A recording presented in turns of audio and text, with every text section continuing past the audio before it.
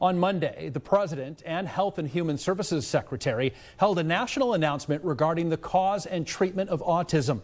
One claim was that taking acetaminophen, which is commonly sold under the brand name Tylenol, can cause autism in unborn children. Take a listen. Acetaminophen, is that okay? Which is basically commonly known as Tylenol during pregnancy, can be associated with a very increased risk of autism. Major medical groups within the U.S. are refuting this announcement. Joining us to weigh in and provide some information for parents and families is Aundrea Cika Heschmeyer, Interim Executive Director of the Autism Society of the Mahoning Valley. Aundrea, thanks for being here. Great to be here. So what was the Autism Society's initial reaction to Monday's announcement? Well, we're a little shook. We're a little disturbed by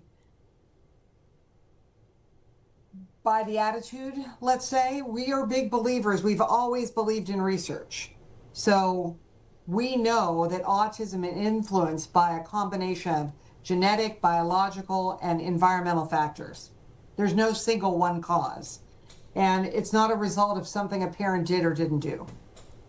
For those that may not fully understand what autism spectrum disorder is, can you explain it in simple terms? Sure. Autism is a diverse, lifelong disability shaped by complex genetic, biological, and environmental factors.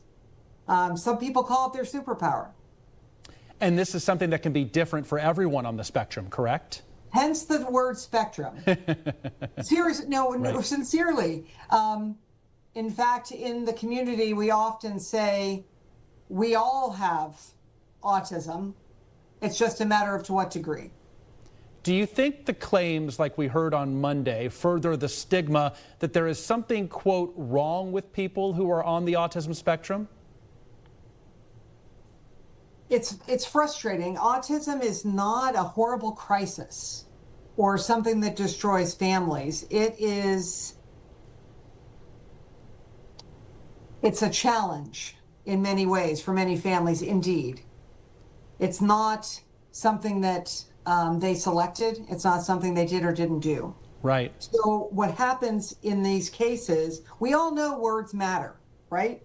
So when influential voices frame autism with fear and despair, they're dehumanizing autistic people, and they're reinforcing a stigma and creating, I believe, real world harm.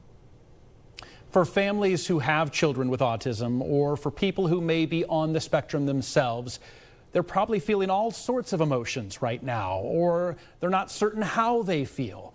What is one thing you would tell them if you could? I would tell them, we defend science and we defend you. Yeah. We're here to empower every autistic individual and their families through connections and advocacy and evidence-based information. What the autism community deserves is inclusive healthcare, education, employment, lifelong support, not blame or even perhaps false hope, and not dangerous shortcuts. Yeah.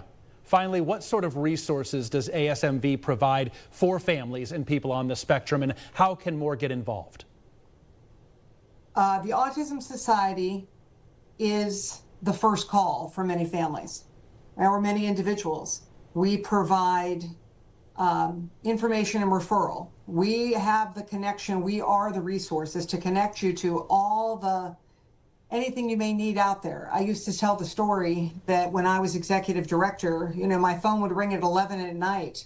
A mom just got home from her second job and found out her son was on suspension from school for some erratic behavior that the school didn't know how to deal with.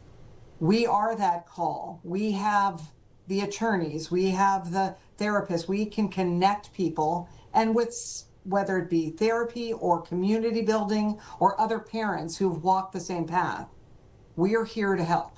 Yep, it's an incredible organization. Aundrea Cika Heschmeyer, thank you so much.